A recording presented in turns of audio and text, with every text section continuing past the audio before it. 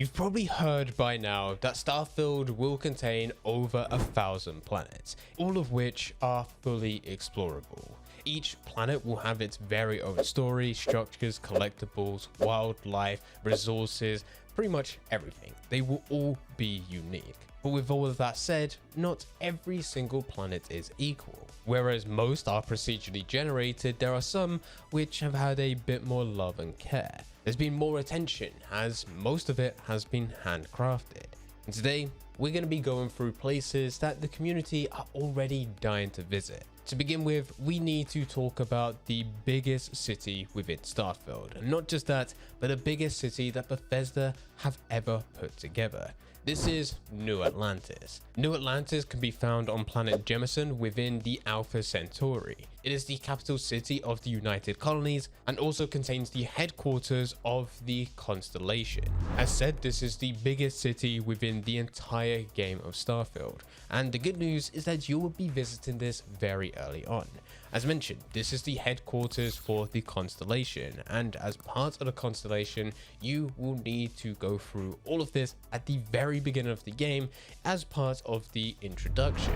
This will set up the game story, your character, you'll meet key characters, and as part of the constellation, this is where you'll also be able to go and have more companions than any other faction. It's safe to say that New Atlantis is not just going to be the biggest city within the game, but it's probably going to be the single city where you'll be spending the most time. And with that, it also means that there's going to be more content here than anything else. And as there's more content here than anywhere else, I have a very strong suspicion that it also means with the modding community, there will probably be more mods around this city than also anything else within the game. It has a lot going for it. Next up, we have the UC Vigilance. This is not a planet, it's not really a city. It is a massive spaceship that you'll come across whilst on your journey. It is the heart of the United Colonies faction. And even though where you do come across it, it will be a massive vessel floating in the depths of space, it does have full functionality for a bustling city in its own right. This is why I said technically it's not a city. It houses thousands of colonists, soldiers, and diplomats, all working together to shape the fate of the United Colonies. It has some impressive architecture, advanced technology, a diverse population, and gives you a very clear understanding of what the United Colonies is all about. In terms of size, of course, it's not going to compare to the largest city within game, but this in itself is still special. It's still going to be massive, there's still going to be lots to explore, there's still going to be a lot of content, and it is still a massive floating spaceship. What's not to love about that? At number 3, we have Akila City, which is part of the Cheyenne system. Akila City can be found on the planet called Akila. And whereas what we've mentioned before with New Atlantis being the largest city within the game, that is the one that developers are talking about the most, Akila City is the one that players are talking about the most. Within the lore, Akila City is known as the home for the free, for individuals who value their ability to make decisions at will. It's also the capital of one of the major Starfield factions, the second largest faction within the game, the Freestar Collective. But there's also other factions here, the United Colonies and also the Crimson Fleet. But the reason that people are talking about this the most is because it's a blend of the Wild West with futuristic sci-fi, which is a pretty cool setting if I say so myself. But there's one thing that people may not actually know, and that's that things are a bit more complicated here than anything else. You may have already seen that Akila City is guarded by these massive walls. This is to keep intruders out. But it's not just any intruders. This is to prevent raids from the Ashtar. These are predators that supposedly look a mix between a wolf and a velociraptor. And the second that you go past these walls into the open space, this area is filled with them.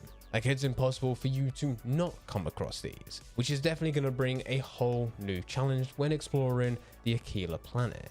Next up, we have Neon. Neon is another major city located on the aquatic planet of Volley Alpha, which can be found within the Volley system. And I know what you're thinking, you're probably judging me the fact that I brought this up, but we're all probably going to visit it at some point. because this in itself is a pleasure city and will be a key part within the story. So you have no choice but to visit it, but I know some of you guys would definitely come back. Originally, it was a fishing platform that was constructed by the Xenofresh Corporation. The corporation discovered that one type of fish on the planet had psychotropic effects and decided to switch the entire operation to creating a drug known as Aurora that utilizes these effects for self-enjoyment and selling it on the platform rather than selling fish, going from a fishing platform to a massive pleasure drug-filled planet. If you're into the weird and wacky, then this is the place to be, as well as it also looks pretty cool. The neon lights, the density, it's definitely something that's been built up. Next up, we have our own solar system, also known as Sol, but also within the lore, it's known as the Old Neighborhood. Now, with this, it's going to be interesting. It's one of the most talked about solar systems so far because people want to know what happened to Earth. There have already been many theories out there, and we have also done a video here on the channel. So if you do want to see that, then I highly recommend that you go and watch it after this one. With Earth, there may not be too much to see, but we do know that whilst whatever happened to Earth, whether it be dying, nuclear war, whatever it may be, that's inhabitants of Earth slowly started to branch out to other planets, which meant that other planets within our solar system have also built up structures, such as Cydonia. Cydonia is a colony on Mars within the solar system, and it is the largest mining settlement within the United Colonies territory. This is another area where you'll visit very early on, as you'll first need to travel to Mars within the story. This is where you start to gather information about what really happened to Earth before going into the main story itself. And it's highly likely that there's going to be many other of these types of settlements and colonies within the Sol system, which will then give further information of what really happened to Earth. And many people are going to spend a lot of time going back to this system purely because of that mystery. And finally, at number 6, we have the Key. This is possibly one of the most dangerous places in all settled systems. The Key is the headquarters for the Crimson Fleet faction. This faction is not a single organized entity, but a loose confederation of individual pirate captains, all organized under the same banner.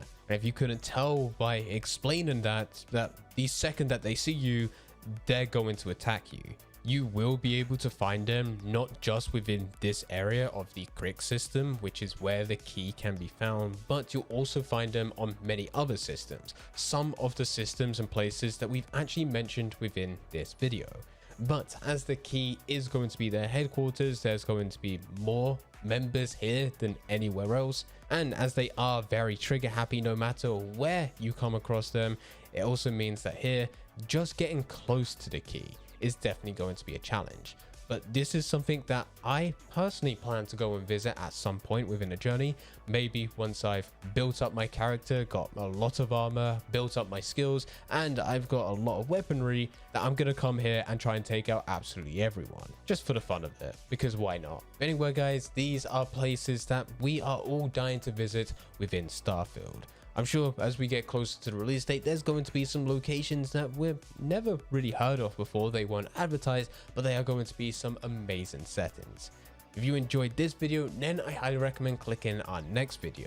We actually mentioned it within this one. We talked about Earth and how our solar system is going to be one of those places where everyone will want to visit. Well, let's actually start going through some of those theories of what did actually happen to Earth. Click that video and I'll go through absolutely everything.